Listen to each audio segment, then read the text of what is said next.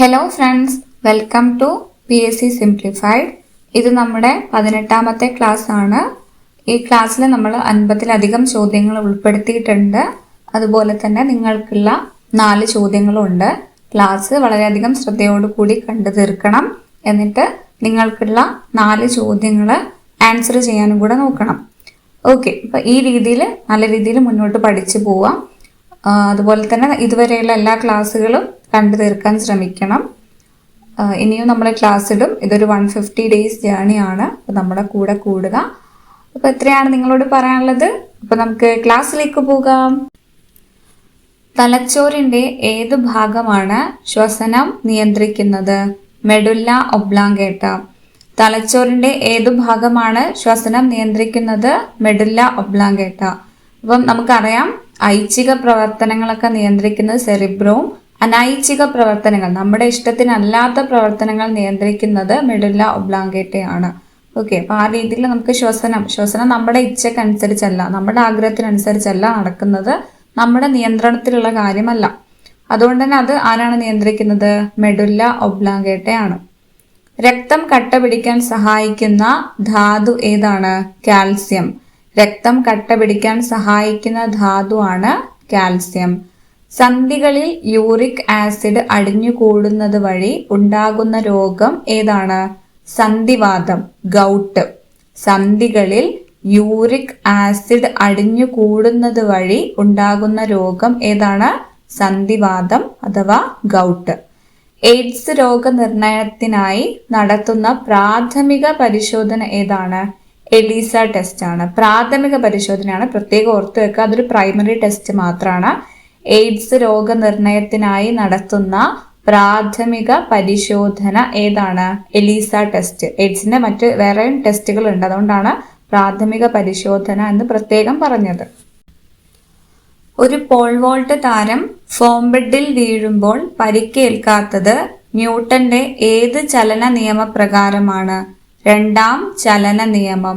ഒരു Paul volt താരം form ബെഡിൽ വീഴുമ്പോൾ പരിക്കേൽക്കാത്തത് ന്യൂട്ടന്റെ രണ്ടാം ചലന നിയമപ്രകാരമാണ്. വൈദ്യുത താപന ഉപകരണങ്ങളിലെ ഹീറ്റിംഗ് കോയിലുകൾ നിർമ്മിക്കാൻ നിക്രോം ഉപയോഗിക്കുന്നത് എന്തുകൊണ്ടാണ്? അതിന്റെ ഉയർന്ന റെസിസ്റ്റിവിറ്റിയും ഉയർന്ന ദ്രവണാങ്കവുമാണ് അതിന് കാരണം. വൈദ്യുത താപന ഉപകരണങ്ങളിലെ ഹീറ്റിംഗ് കോയിലുകൾ നിർമ്മിക്കാൻ നിക്രോം ഉപയോഗിക്കുന്നത് അതിന്റെ ഉയർന്ന റെസിസ്റ്റിവിറ്റിയും ഉയർന്ന ദ്രവണാങ്കവും കാരണമാണ്. ബോക്സൈറ്റിൽ സാന്ദ്രണത്തിനായി ഉപയോഗിക്കുന്ന മാർഗം ഏതാണ്? ലീച്ചിങ്. ബോക്സൈറ്റിന്റെ സാന്ദ്രണത്തിനായി ഉപയോഗിക്കുന്ന മാർഗം ഏതാണ്? ലീച്ചിങ്. ഉക്രൈനിൽ നിന്ന് ഇന്ത്യക്കാരെ ഒഴിപ്പിക്കാൻ ഭാരത സർക്കാർ ആരംഭിച്ച ദൗത്യം ഏതാണ്? ഓപ്പറേഷൻ ഗംഗ. ഉക്രൈനിൽ നിന്ന് ഇന്ത്യക്കാരെ ഒഴിപ്പിക്കാൻ ഭാരത സർക്കാർ ആരംഭിച്ച ദൗത്യമാണ് ഓപ്പറേഷൻ ഗംഗ. വാട്ടർലൂ യുദ്ധം നടന്ന വർഷം ഏതാണ്? 1815. നമുക്കറിയാം, നെപ്പോളിയൻ ബോണപ്പാർട്ടുമായിട്ട് ബന്ധപ്പെട്ടിട്ടുള്ള യുദ്ധമാണ് വാട്ടർലൂ യുദ്ധം. വാട്ടർലൂ യുദ്ധം നടന്ന വർഷം 1815. ഹാരപ്പൻ സംസ്കാരം ഏത് യുഗത്തിൽപ്പെട്ടതായിരുന്നു? വെങ്കലയുഗം, ബ്രോൺസ് ഏജ് ആണ്. ഹാരപ്പൻ സംസ്കാരം ഏത് യുഗത്തിൽപ്പെട്ടതായിരുന്നു? വെങ്കല യുഗം. കൃഷ്ണ നദിയുടെ ഏറ്റവും വലിയ പോഷക നദിയാണ് തുംഗഭദ്ര. കൃഷ്ണ നദിയുടെ ഏറ്റവും വലിയ പോഷക നദിയാണ് തുംഗഭദ്ര. അപ്പൊ കൃഷ്ണയുടെ ഏറ്റവും അടുത്ത സുഹൃത്താണ് ആര്? ഭദ്ര. ഭാരത സർക്കാരിന്റെ സാഗർമാല പദ്ധതി എന്തുമായി ബന്ധപ്പെട്ടിരിക്കുന്നു? തുറമുഖങ്ങളുടെ വികസനം. ഭാരത സർക്കാരിന്റെ സാഗർമാല പദ്ധതി എന്തുമായി ബന്ധപ്പെട്ടിരിക്കുന്നു? സാഗരം കേൾക്കുമ്പോൾ നമുക്കറിയാം, അതൊരു കടലുമായിട്ട് ബന്ധമുണ്ട് അല്ലെ. നമ്മൾ കടലിലേക്ക് അതിന്റെ തീരപ്രദേശ വികസനം അങ്ങനെയൊന്നല്ല ചിന്തിക്കേണ്ടത്. നമ്മൾ എങ്ങനെ കണക്ട് ചെയ്യണം? തുറമുഖങ്ങളുടെ വികസനമാണ് എന്ന് കണക്ട് ചെയ്യണം. കൊഴുപ്പിൽ ലയിക്കുന്ന വിറ്റാമിനുകൾ ഏവ? A, D, E, K. കൊഴുപ്പിൽ ലയിക്കുന്ന വിറ്റാമിനുകൾ ഏതൊക്കെയാണ്? A, D, E, K.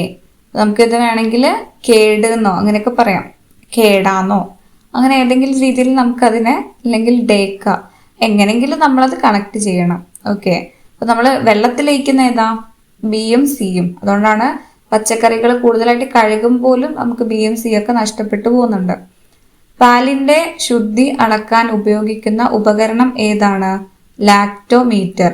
പാലിന്റെ ശുദ്ധി അളക്കാൻ ഉപയോഗിക്കുന്ന ഉപകരണമാണ് ലാക്ടോമീറ്റർ. പ്രകാശത്തിന്റെ ഏത് പ്രതിഭാസം മൂലമാണ് നക്ഷത്രങ്ങൾ മിന്നിത്തിളങ്ങുന്നത്?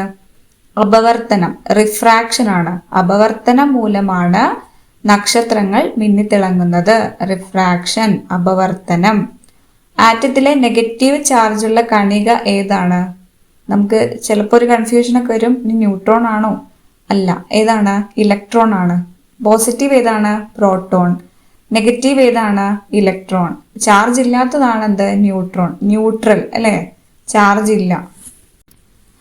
ഇന്ത്യയുടെ പ്രഥമ ഗോത്രവർഗ രാഷ്ട്രപതി ആരാണ്? ദ്രൗപദി മുർമു. ഇന്ത്യയുടെ പ്രഥമ ഗോത്രവർഗ രാഷ്ട്രപതി ആരാണ്? ദ്രൗപദി മുർമു. ഭൂമിയിൽ നിന്ന് 50 മുതൽ 80 കിലോമീറ്റർ വരെ ഉയരത്തിൽ വ്യാപിച്ചിരിക്കുന്ന അന്തരീക്ഷ മണ്ഡലം ഏതാണ്? മിസോസ്ഫിയർ ആണ്.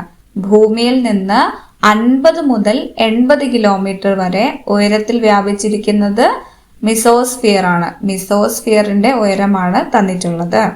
ഭൂമിയുടെ ഉപരിതലത്തോട് അടുത്ത് ഇരുണ്ട ചാരനിറത്തിൽ കാണപ്പെടുന്ന മഴമേഘങ്ങൾ ഏവ? നിംബസ് മേഘങ്ങൾ. ഇവിടെ എല്ലാ ഹിൻസും തന്നിട്ടുണ്ട്. മഴമേഘങ്ങൾ തന്നിട്ടുണ്ട്, അപ്പൊ നമുക്ക് പെട്ടെന്ന് കണക്ട് ചെയ്യാം നിംബസ് ആണെന്ന്. അതുപോലെ ഇരുണ്ട ചാരനിറം, ഭൂമിയുടെ ഉപരിതലത്തോട് ചേർന്ന്, ഇത്രയും പറയുമ്പോഴത്തേക്ക് നമുക്കത് ക്ലിയർ ആണ്. നിംബസ് മേഘങ്ങളാണ്. പുകയിലയിൽ അടങ്ങിയിരിക്കുന്ന ആൽക്കലോയിഡ് ഏതാണ്? നിക്കോട്ടിൻ. പുകയിലയിൽ അടങ്ങിയിരിക്കുന്ന ആൽക്കലോയിഡ് ഏതാണ്? നിക്കോട്ടിൻ. നമുക്ക് പുകയില എന്ന് കേൾക്കുമ്പോൾ നിക്കോട്ടിൻ അറിയാം, പക്ഷെ ആൽക്കലോയിഡ് എന്നൊക്കെ ചോദിക്കുമ്പോൾ നമുക്ക് നിക്കോട്ടിൻ തന്നെ ആണോ എന്ന് തോന്നരുത്. പുകയിലയിൽ അടങ്ങിയിരിക്കുന്ന ആൽക്കലോയിഡ് തന്നെയാണ് ഇത്, നിക്കോട്ടിൻ. പ്രതിരോധ കുത്തിവയ്പ്പിന്, വാക്സിനേഷന് തുടക്കം കുറിച്ച ശാസ്ത്രജ്ഞൻ ആര്? Edward Jenner. പ്രതിരോധ കുത്തിവയ്പ്പിന് തുടക്കം കുറിച്ച ശാസ്ത്രജ്ഞൻ ആരാണ്? Edward Jenner. താഴ്ന്ന താപനിലയിൽ ദ്രാവകാവസ്ഥയിൽ കാണപ്പെടുന്ന ലോഹം ഏതാണ്? മെർക്കുറി. പ്രത്യേകം നോക്കണം, ലോഹം, അലോഹമല്ല, ലോഹം.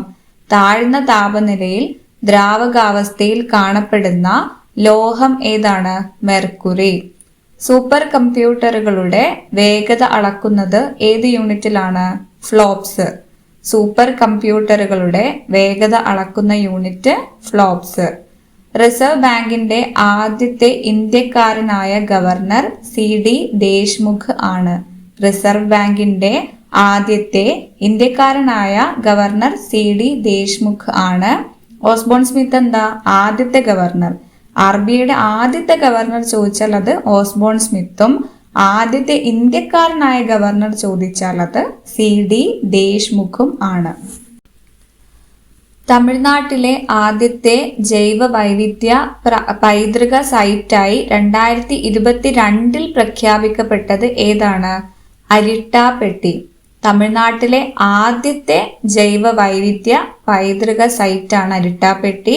2022 പ്രഖ്യാപിക്കപ്പെട്ടത്.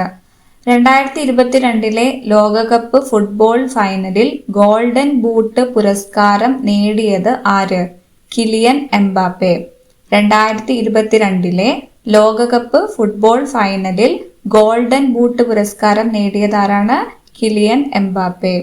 തമിഴ്നാട്ടിലെ ആദ്യത്തെ അതൊന്നുകൂടെ എക്സ്ട്രാ വന്നിട്ടുണ്ടല്ലേ, സമുദ്ര നിരീക്ഷണത്തിനായി 2022 ISRO വിക്ഷേപിച്ച ഉപഗ്രഹം EOS-06 അല്ലെങ്കിൽ ഓഷ്യൻ സാറ്റ് 3, ഓഷ്യൻ സാറ്റ് 3.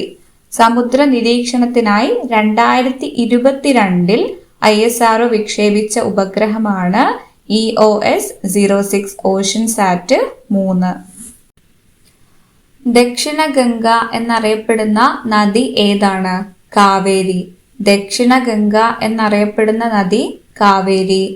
ഇന്ത്യയിലെ ആദ്യത്തെ ജൈവ വൈവിധ്യ സംരക്ഷണ മേഖല ബയോസ്ഫിയർ റിസർവ് ഏതാണ്? നീലഗിരി. ഇന്ത്യയിലെ ആദ്യത്തെ ജൈവ വൈവിധ്യ സംരക്ഷണ മേഖല biosphere reserve Nilgiri biosphere reserve ആണ്. നർമ്മദ നദി ഉത്ഭവിക്കുന്നത് എവിടെ നിന്നാണ്? അമർഖണ്ഡക് കുന്നുകളിൽ നിന്ന്. നർമ്മദ നദി ഉത്ഭവിക്കുന്നത് അമർഖണ്ഡക് കുന്നുകളിൽ നിന്നാണ്. കോശത്തിലെ പ്രോട്ടീൻ നിർമ്മാണ കേന്ദ്രം ഏത് പേരിലാണ് അറിയപ്പെടുന്നത്? റൈബോസോം. കോശത്തിലെ പ്രോട്ടീൻ നിർമ്മാണ കേന്ദ്രം അറിയപ്പെടുന്ന പേരാണ് റൈബോസോം. ഒരു ആറ്റത്തിലെ പ്രോട്ടോണുകളുടെയും ന്യൂട്രോണുകളുടെയും ആകെ എണ്ണത്തെ എന്ത് വിളിക്കുന്നു? Mass number.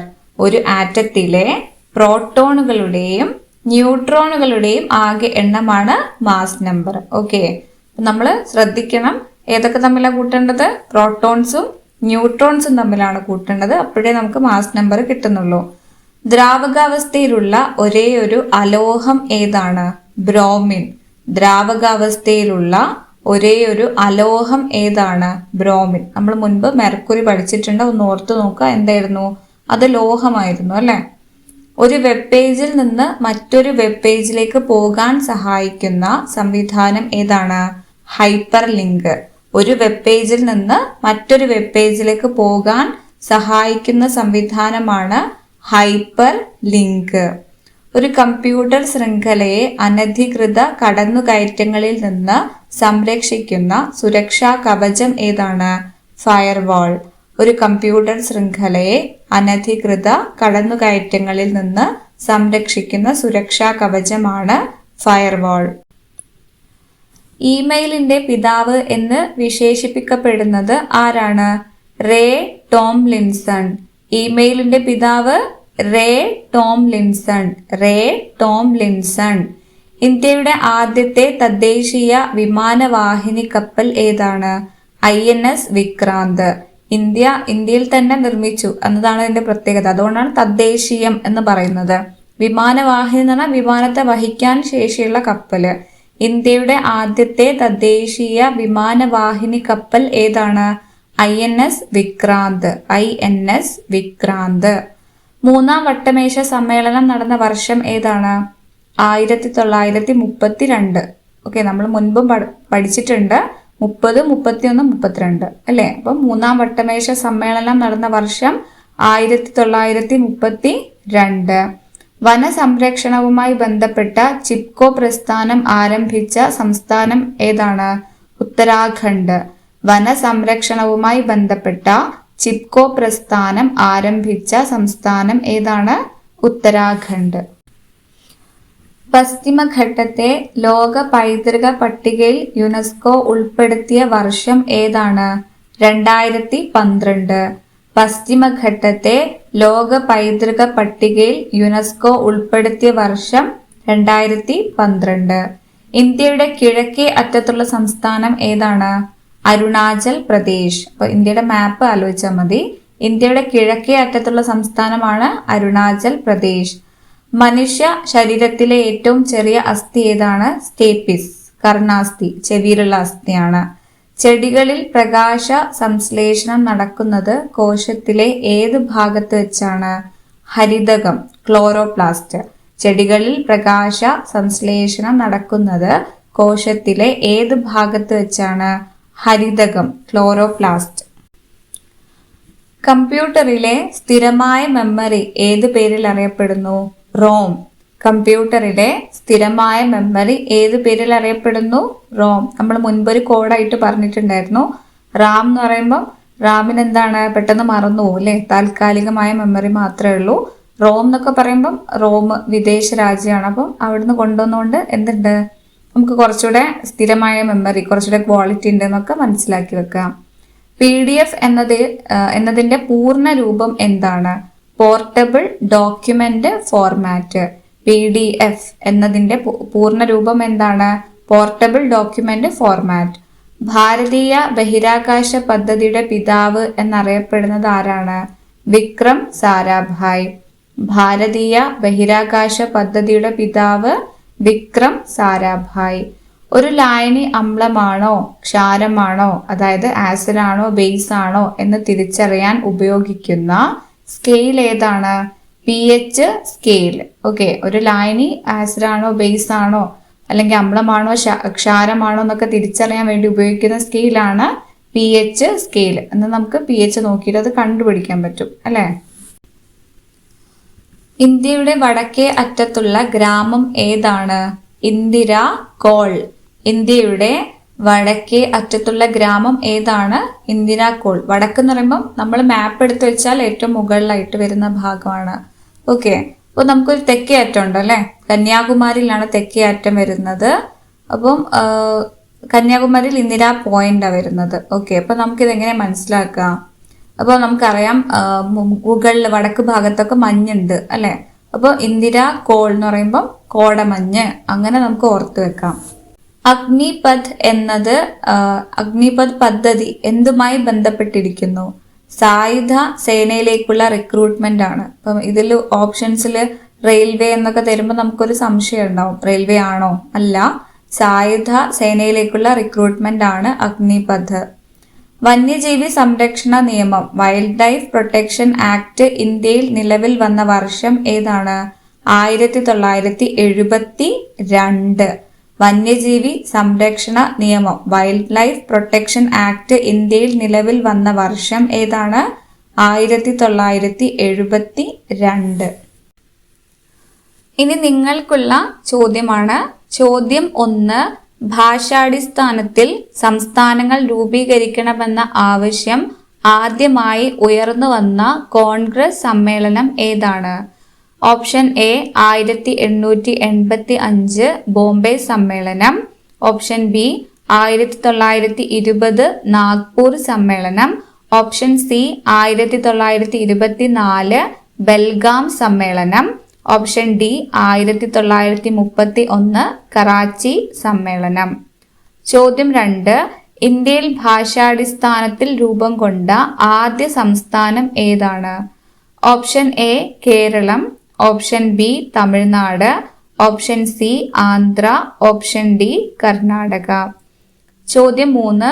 ഇന്ത്യൻ നാഷണൽ കോൺഗ്രസിന്റെ ആദ്യ സമ്മേളനത്തിൽ പങ്കെടുത്ത പ്രതിനിധികളുടെ എണ്ണം എത്ര? Option A 9. Option B 72. Option C 100. Option D 54. ചോദ്യം 4.